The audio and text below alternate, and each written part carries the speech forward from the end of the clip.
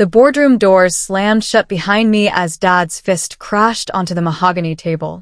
Coffee cups rattled. The executives in their designer suits looked away, pretending they couldn't hear him screaming at his own daughter. "If you won't take the company, get out of my house and my life," he shouted, his face red with rage.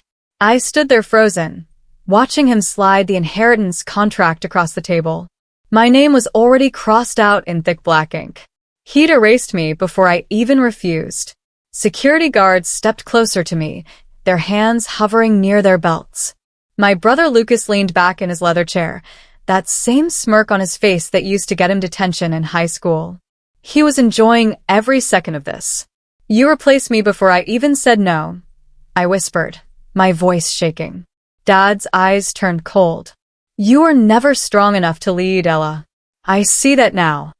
The guards moved toward me. Through my tears, I watched as two maintenance workers lifted my portrait off the wall, the one that had hung there since I graduated college. They carried it past me like I was already dead. Outside, the sky matched my mood, gray and heavy. I stood on the sidewalk with one suitcase and nowhere to go. My hands trembled as I wiped my eyes, trying to pull myself together. My name is Ella Matthews. Until 3 hours ago, I thought I'd inherited a legacy. Turns out, I inherited a lesson about how little family means when money's involved. The rain started as I called my best friend, but my phone went straight to voicemail. Then I noticed my contacts were gone. Someone had remotely wiped my work phone. I thought about calling Mom, then remembered she'd been dead for 2 years. She would have never let this happen. She believed in me when Dad saw weakness. A black town car pulled up, probably sent to make sure I actually left. The driver didn't even look at me as he opened the trunk. "Where to, miss?" he asked quietly. I had no answer. The house I'd grown up in wasn't mine anymore. The apartment Dad owned downtown was locked to me now. Everything I knew had vanished in one morning. 3 months earlier, everything seemed normal. We sat around the dining table for Sunday dinner, just like we did every week. Dad poured wine and raised his glass high. "To Lucas," he announced loudly. "The future of Matthews and Company." My glass froze halfway to my lips. Lucas? My younger brother, who barely showed up to board meetings? The same Lucas who spent company trips partying while I analyzed market reports? Lucas flashed that confident smile, the one that charmed investors but never fooled me. He winked at me across the table like we were sharing a joke. Then Dad started talking about the new market expansion plan. My chest tightened as I listened. Those were my ideas, my research, my late nights. I'd spent 6 months developing that strategy. Lucas put together a brilliant proposal, Dad continued, gesturing with his wine glass. He's got vision, real leadership instincts. I looked at Lucas. He wouldn't meet my eyes. Under the table, Mom's old ring slipped off my finger. I'd lost weight from stress. The ring bounced twice on the hardwood floor, rolling away into darkness. Just like everything else I thought was mine. Back in the present, I stood at the ATM, praying my credit card would work. Declined. I tried again. Declined. The screen flashed. Contact your bank. My heart pounded as I walked 3 blocks to my apartment building. Maybe Dad was just angry. Maybe he'd cool off, and we'd talk like adults. The landlord, Mr. Ramirez, saw me coming and stepped outside, looking uncomfortable. "Miss Matthews, I'm sorry, but your father's office called. They said you moved to Europe for work. They ended your lease and moved your things to storage." "What?" My voice came out as a whisper. "When?" "Yesterday," he said softly. "I thought you knew. I tried my key anyway. It didn't turn. The locks had been changed. That night, I stayed in a cheap motel near the highway, the kind with flickering neon signs. I opened my laptop to email my assistant. All my company accounts were deactivated. My name had been removed from every project file, every client list, every single document. Lucas's name sat where mine used to be. At midnight, I drove past the downtown billboard I'd designed. The 50-foot advertisement glowed against the dark sky, showing our company's new campaign.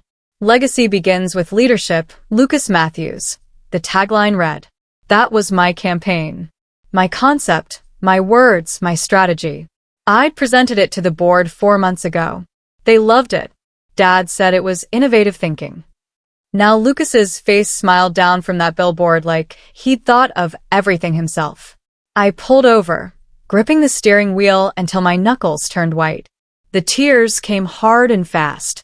I screamed until my throat hurt, pounding the dashboard like it could feel my rage. How could Dad do this? How could Lucas? My phone buzzed. Unknown number. The text read, "We've seen your portfolio online. Your work with Matthews and Company is impressive. Are you available for a meeting tomorrow?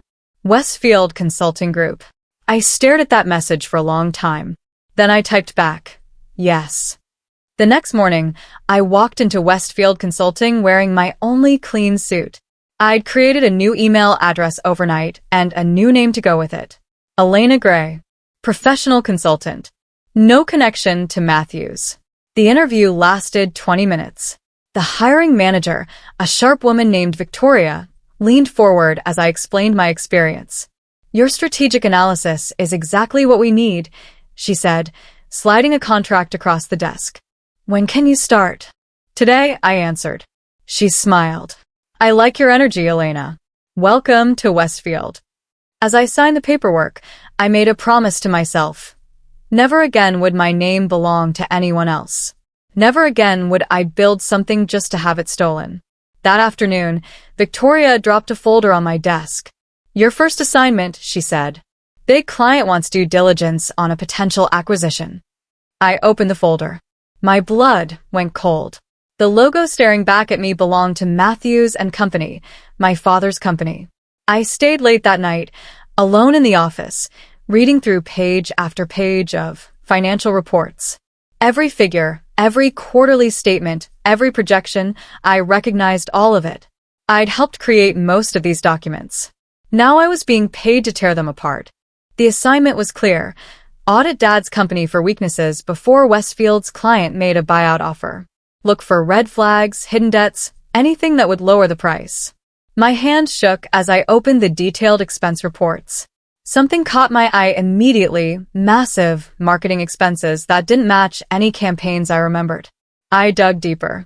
The numbers didn't add up. Hundreds of thousands of dollars listed under vague categories. Unpaid vendor invoices buried in footnotes. Revenue projections that looked inflated. Dad's empire, the one he'd chosen Lucas to inherit instead of me, was built on sand. It was collapsing slowly, quietly, and nobody inside the company seemed to notice. I leaned back in my chair, staring at the evidence on my screen. "He threw me out to protect an empire that's already dying," I whispered to the empty office. 3 days into my research, I found something that made my heart stop. A reference to my mother's trust fund appeared in an old legal document. Mom died 2 years ago, leaving behind shares in the company. According to her will, those shares were supposed to be split between Lucas and me. But the paperwork showed something different. 6 months ago, all of Mom's shares were transferred entirely to Lucas. The authorization signature read Eleanor Matthews, my mother's name. I zoomed in on the signature. Something felt wrong. The loops were too tight. The angle was off. Mom always signed with a flowing cursive that leaned right. This signature sat perfectly straight, like someone had traced it carefully. I grabbed my phone and called Mom's best friend, my godmother Patricia. "Aunt Patricia, I need to ask you something about Mom's will." There was a long pause. Then she whispered, "That's not your mother's handwriting, sweetie. I've been waiting for someone to notice." My hands went numb. "Dad forged it?" I asked. "I can't prove it," she said quietly. "But your mother would never cut you out. Never." Patricia mailed me the original will. I held the envelope in my shaking hands, afraid to open it. This was either proof of betrayal or proof I was losing my mind. Inside, I found Mom's real signature. The difference was obvious now. The will clearly stated that her shares were to be divided equally between Lucas and me. There was even a handwritten note in the margin. "Ella has earned this." Dad had forged documents. He'd stolen my inheritance and given it all to Lucas. Then he threw me out for not being strong enough to lead the company I'd literally been building for years. For the first time since that boardroom, I didn't cry. I smiled. If Dad erased me from his world, I'd build one that swallowed his whole. I made copies of everything, locked the originals in a safety deposit box, and returned to my audit with new focus.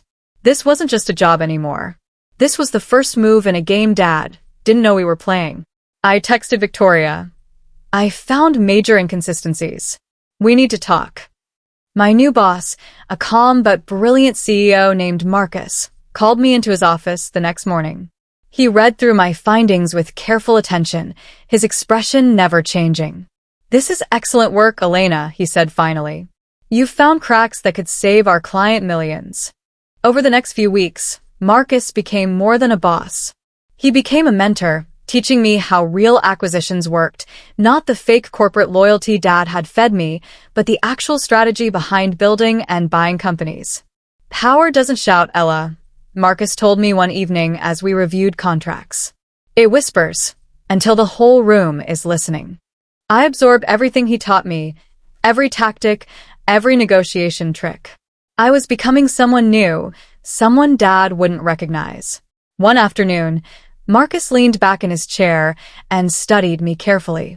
"Our client is moving forward," he said. "They want to make an offer on Matthews and Company within the year. How do you feel about that?" I kept my face neutral. "I think it's a smart move." "Good," he nodded. "Because you're going to lead the acquisition team." I started releasing anonymous reports to industry journals. Nothing that broke confidentiality, just careful observations about market trends and company vulnerabilities. The reports never mentioned Matthews and Company by name, but anyone paying attention could connect the dots. Within weeks, business reporters started writing articles. "Is Matthews and Company losing its grip on the market?" one headline asked.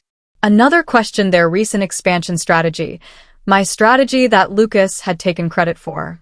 I watched from my apartment as Lucas went on a financial news show to deny the rumors. He stumbled through questions, sweating under the studio lights. These were questions I could have answered in my sleep, concepts I'd explained to him a dozen times back when I thought we were family. The interviewer pressed him about the company's debt ratio. Lucas froze, stammering something about temporary market adjustments. I turned off the TV and smiled. He had no idea what he was doing. And Dad had chosen him over me. My phone buzzed. A message from my cousin Riley. "Hey, not sure if you've heard, but Uncle is furious. He thinks someone inside the company is leaking information." I was getting close. Too close. The call came on a Wednesday morning. I was reviewing contracts when my desk phone rang, a number I didn't recognize. I answered cautiously. "Elena Gray." "Don't play games with me," Dad's voice hissed through the line. "I know it's you, Ella." My heart hammered, but I kept my voice steady. "I'm sorry, you must have the wrong person. You think you can hide behind a fake name?" he shouted. "You think you can sabotage what I built? You'll never create anything without my name attached to it." For a moment, I was that scared daughter again, standing in the boardroom while he screamed. Then I remembered Mom's forged signature. I remembered Lucas smirking. I remembered my portrait being carried out. "Good thing I don't need your name," I said calmly. Then I hung up and blocked his number. Victoria appeared in my doorway. "Everything okay?" "Perfect," I said, opening my laptop. "Actually, I think it's time we accelerated our timeline on the Matthews acquisition." She grinned. "I'll let Marcus know." Marcus assigned me as lead negotiator for a different deal first, a small logistics firm that Matthews and Company had been trying to acquire for months. They needed it to complete their expansion strategy. The firm's owner, an older man named Harold, sat across from me in a coffee shop. "I've had 3 offers," he said. "Matthews keeps pushing, but something feels off about them." I walked him through Westfield's offer. Better terms, cleaner deal, faster closing. By the end of our second meeting, Harold shook my hand. "You've got yourself a deal, Miss Gray." When the announcement went public, I watched the business news from my apartment. The reporter mentioned that Matthews and Company had lost the bid to an unnamed consulting group. My phone started buzzing with texts from old colleagues who didn't know about my new identity. "Did you hear? Your dad's company just got beat on the logistics deal." I poured myself wine and toasted the TV screen. The tables had turned. I was now his competition, and he didn't even know it was me. According to Riley, Dad exploded during the next board meeting.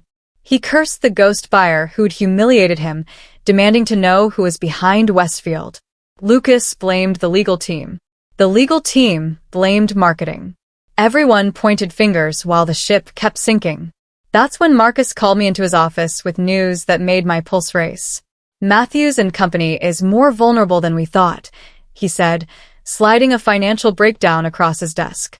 Their expansion failed, they're over-leveraged, and their investors are getting nervous. He paused, watching my reaction carefully. We could acquire them within the year. Maybe sooner. I stared at the numbers, my father's entire legacy reduced to a spreadsheet. Part of me, the daughter who remembered Sunday dinners and birthday parties, wanted to stop, wanted to walk away. Then I opened my email and found a message from Matthews and Company's legal team. They were threatening to sue Elena Gray for intellectual property theft, claiming I'd stolen company secrets. They were coming after me using my own work as evidence. I looked up at Marcus. When do we start? Over the next 6 months, I became the silent weapon in Matthews and Company's slow collapse. Every strategy meeting, every negotiation, every move, I was 3 steps ahead because I'd helped write their playbook years ago. I knew which clients were unhappy. I knew which vendors hadn't been paid. I knew exactly where the money was hidden and where the debts were buried. Westfield approached Matthews's biggest clients with better offers. One by one, they switched sides. Dad's company hemorrhaged revenue while we grew stronger. I saw Lucas on the news again, this time announcing exciting new partnerships that I knew would fall through within weeks. His smile looked forced. His eyes looked scared. Riley texted me, "Uncle is falling apart." Board meeting was brutal.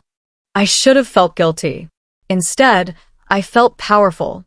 The final negotiation was scheduled for next month at Matthews and Company headquarters. Marcus would lead it, with me as his strategic advisor. Dad would never know I was there, hidden behind legal documents and corporate titles. Or so I thought. The night before the negotiation, Marcus called me into his office. He poured 2 glasses of whiskey and handed me one. "Tomorrow changes everything," he said. "You ready?" I nodded, but my hands were shaking. "There's something you should know," Marcus continued. "Your father requested that all Westfield senior staff attend the meeting. He wants to look us in the eye, see who's taking his company." My stomach dropped. I should probably sit this one out. "No," Marcus interrupted. "You've earned the right to be in that room. Besides, maybe it's time he saw what you became without him." I barely slept that night. I kept imagining Dad's face when he saw me walk through those doors. Would he recognize me? Would he explode? Would I finally get the apology I'd been waiting for?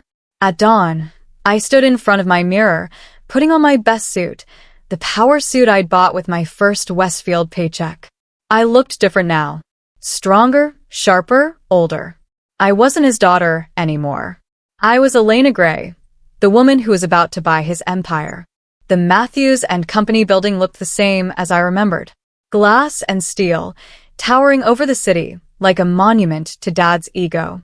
I'd spent so many mornings walking through that lobby, coffee in hand, ready to prove myself. Now I walked in as the enemy. Security didn't recognize me. The receptionist smiled politely, checking our names against the visitor list. Marcus led our team to the elevator, and I stood in the back, heart pounding so loud I thought everyone could hear it. The boardroom was on the top floor, the same room where Dad had thrown me out. We stepped inside. The executives were already seated. And there, at the head of the table, sat Dad. He looked older, tired.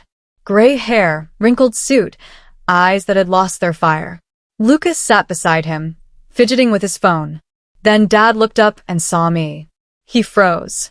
His mouth opened slightly, no sound coming out. The folder in his hands slipped, papers scattering across the table. "Hello, Mr. Matthews," I said softly. "It's been a long time." The room went completely silent. Every executive stared at me, then at Dad, trying to understand why the CEO looked like he'd seen a ghost. Lucas's head snapped up. Ella, he whispered. Marcus looked between us, a slight smile on his face. He'd known this would happen. He'd planned it. Dad finally found his voice. What is this? What are you doing here? I'm lead acquisition strategist for Westfield, I said calmly, taking my seat across from him. I'm here to discuss your company's sale. My company isn't for sale, Dad said, but his voice shook. I opened my briefcase and pulled out the financial reports I'd been building for months. Every hidden debt, every inflated projection, every unpaid vendor. I slid them across the table. With all due respect, Mr. Matthews, your company has been for sale for quite some time. You just didn't know it yet. Lucas grabbed the papers, his face going pale as he read. This isn't, he stammered. Accurate. I finished. Yes, it is. I should know. I helped build half of these systems.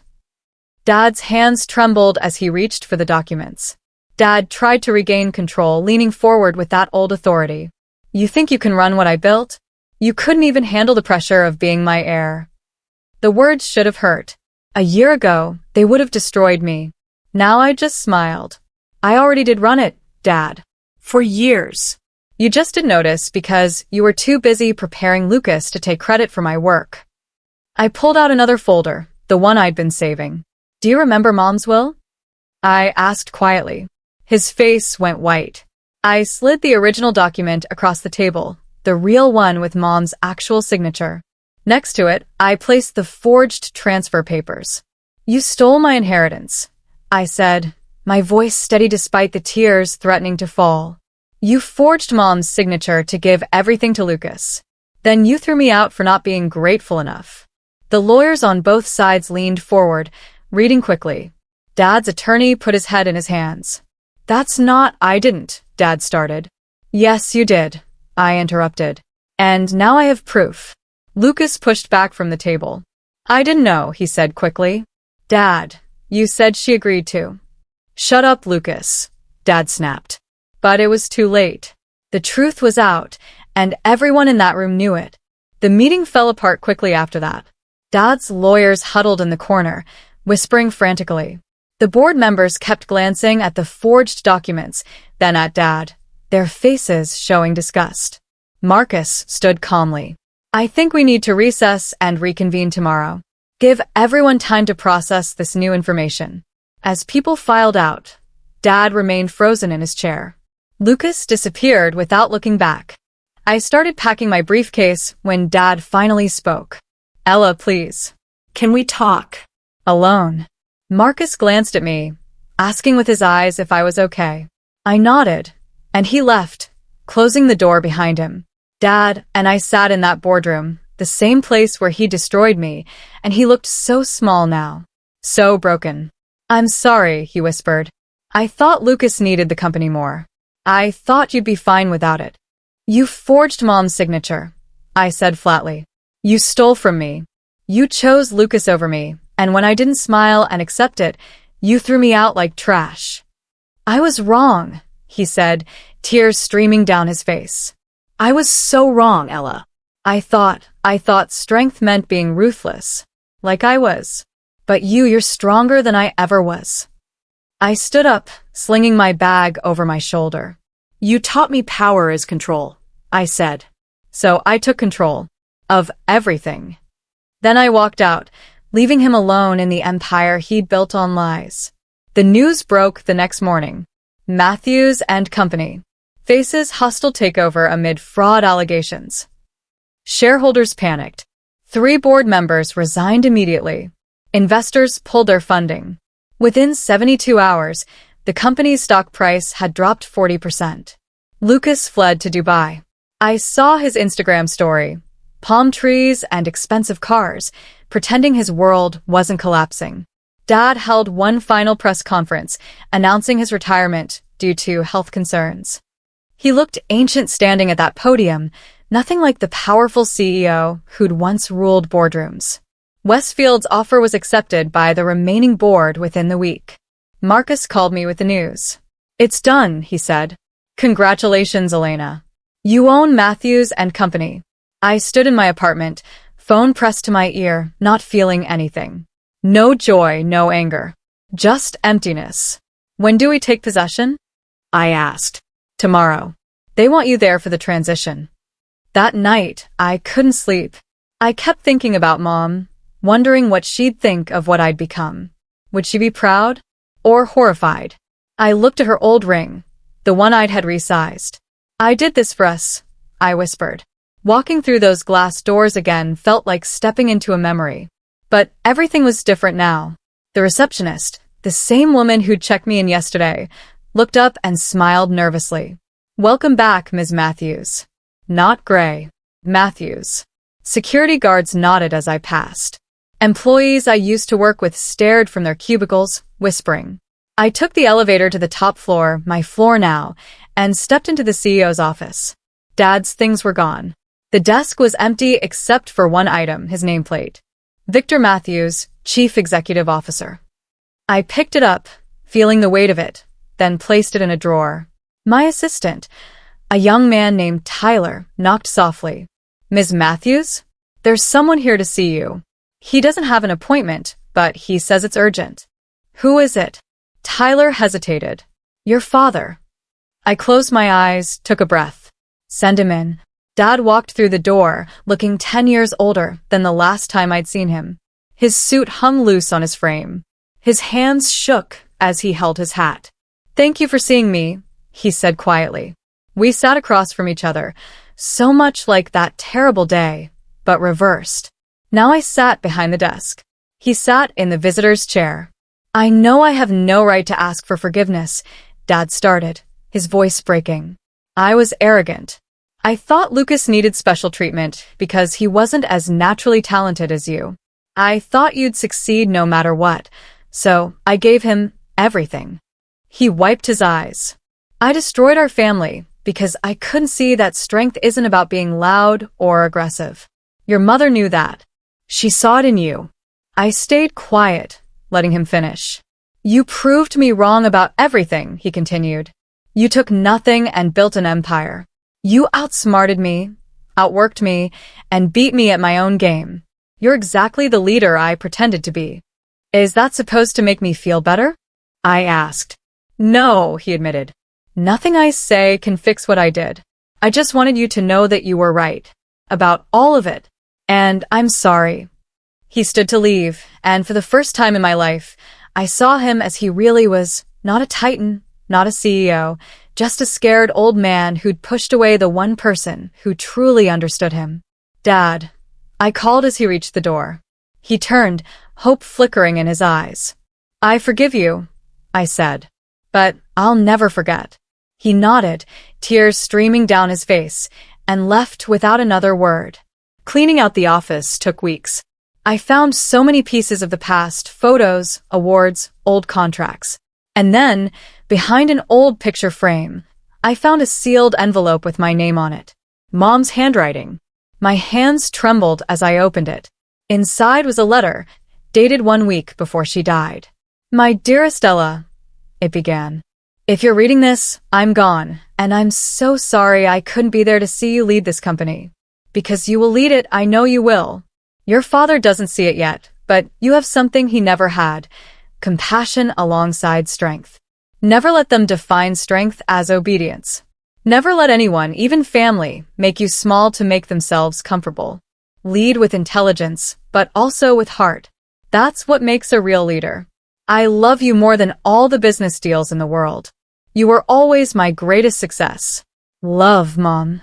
I broke down completely, sobbing at my desk, releasing years of pain and anger and loss. But somewhere in those tears, I found peace. Mom had believed in me. She'd seen me. That was enough. 1 year later, I stood on a TEDx stage in front of 3,000 people. The lights were hot, the crowd silent and waiting. Sometimes, I began, my voice steady. Being thrown out is the best way to find your way home. I told my story, not for revenge, not for vindication, but because someone out there needed to hear it. Someone was sitting in an office right now, being told they weren't good enough. Someone was watching their work get stolen. Someone was wondering if they'd ever be more than someone else's shadow. I learned that legacy doesn't begin with blood. I said, It begins with choice. The choice to stand up. The choice to rebuild. The choice to prove that your value isn't defined by who discards you. It's defined by what you do after they walk away. The audience erupted in applause. As the spotlight dimmed, I saw him in the back row. Dad, standing and clapping, tears streaming down his face. We locked eyes across that crowded room, and I understood something I hadn't before. This wasn't his redemption story. It was mine. I'd taken everything he threw away and built something better.